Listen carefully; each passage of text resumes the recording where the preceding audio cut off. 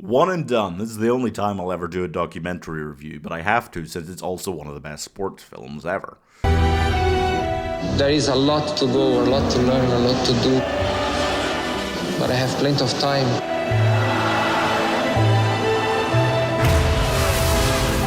Yes, Throwback Thursday, and we're talking about Senna before F1 comes out, and Brad Pitt probably makes a mockery of F1 by being a 60-year-old driver. Anyway, this is a documentary, but it transcends that term because it's just that good. It's mostly made up of archival footage. There aren't actually any cutaways to sit-down interviews, which technically makes it lazier than the normal documentary, but it's so much better than any you've ever seen. Senna stars, Ayrton Senna, Alan Prost, people who knew Ayrton Senna, and Alan Prost. It follows Senna as he comes from Brazil into the world of Formula One without all that much struggle, without ever really...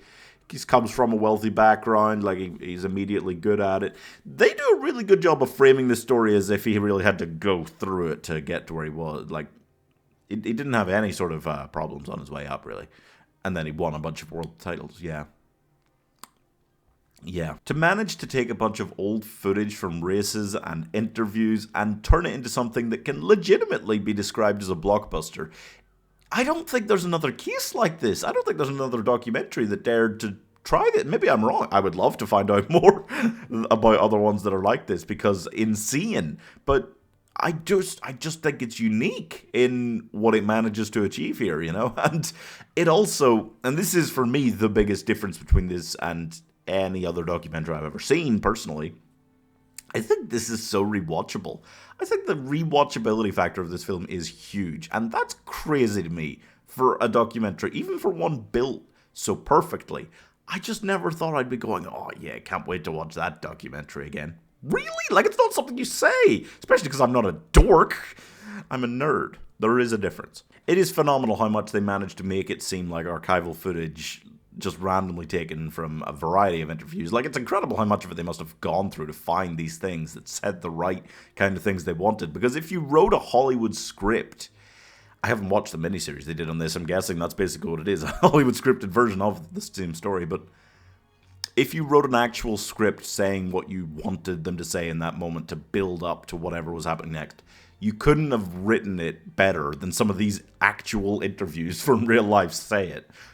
It's crazy. It's so good. It works so well for them. There are times where it's able to foreshadow or build to something so well that you just can't believe they didn't have to, like, doctor some of this footage to make it say something different. Like, it is nuts. And then it hits you at 80 minutes in, after just focusing on this rivalry this whole time. It shows the two of them up on a podium, and then it says, the narration, oh, little did we know this would be the last time we ever saw either of them on a podium. And you're just like, as you receive that emotional rabbit punch to the skull. I mean, it does feel like they push certain things against Senna. When he joins the team the year after his rival was at the team and they had all this computer stuff making the car work better, and it was winning easily, and then he won the world championship, retired, then Senna came and joined that team, and they're like, actually, we should ban all this computer stuff so that he couldn't win a race. That is crazy. But yeah, it is incredible what they're able to do, especially the final 20 minutes of this film are just cinema. The foreshadowing there was leading up to everything that happened at the end. I feel simultaneously weird because I'm kind of technically spoiling the ending of this film, and yet,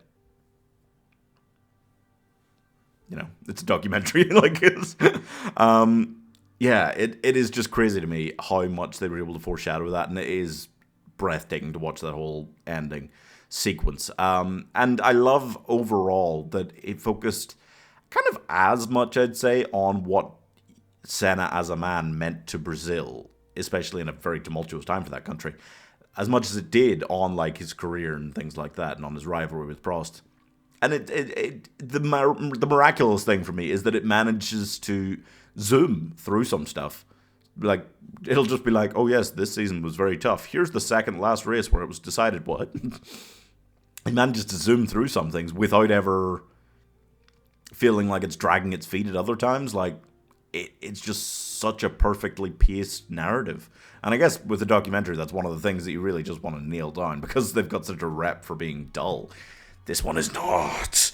And I'm giving, if you no longer go for a gap that exists, then you are no longer a racing driver. 4.5 stars.